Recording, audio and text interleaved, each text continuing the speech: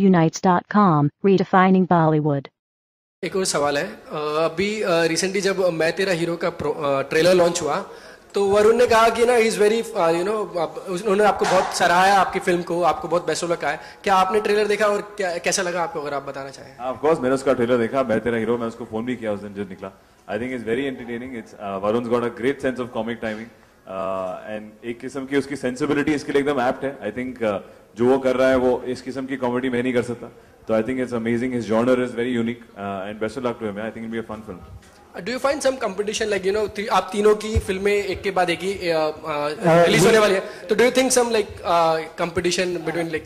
I am so sorry to come in, but can we keep conversation within the track of the app and the movie, please? I know this is personal voice, but I do understand. Just a request. I think एक किस्म का competition अजीब है। तीनों बहुत अलग picture हैं, highway, मैं तेरा हीरो और हमारी हंसी तो बसी।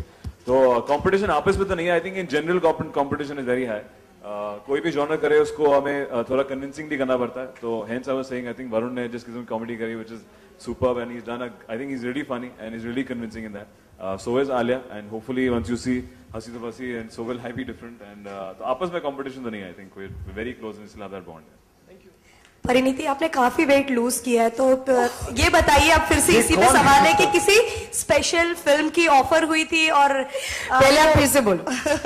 ओवर वेट कहा गया था इसलिए आप कर रही हैं वेट लॉस किसी स्पेसिफिक फिल्म के लिए? अब मुझे जब बोलते हैं ना आपने वेट लूज किया, मैं शर्मा जाती हूँ। ओहो, ब्लश करती हैं आप।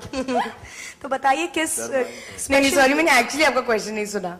मेरा कहना ये है कि किसी स्पेशल फिल्म की ऑफर आई थी कि ये सोचकर कुछ किया कि बस करना था इसलिए किया कि अपने आउटफिट के साथ आप एक्सपेरिमेंट कर सके?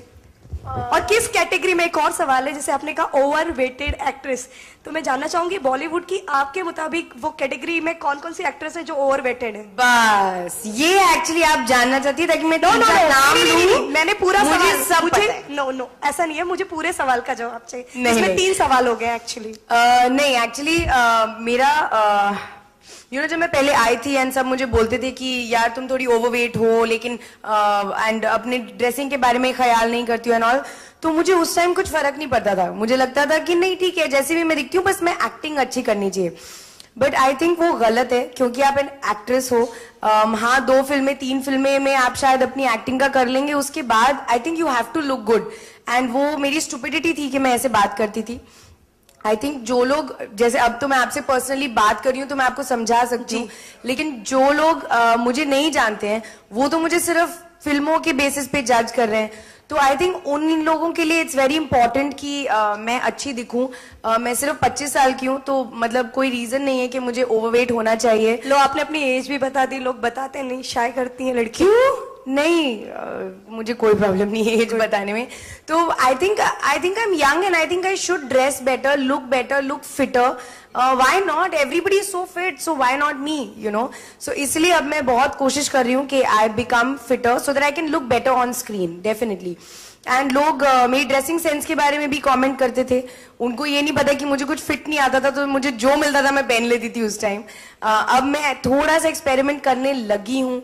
आई होप 3, 4, 6, 8 महीने में जब मैं बहुत फिट हो जाऊंगी तब फिर कोई नहीं बोलेगा। एटलीस्ट एक्टिंग के बारे में अच्छी बातें बोलते हैं, why not about my clothes and looks.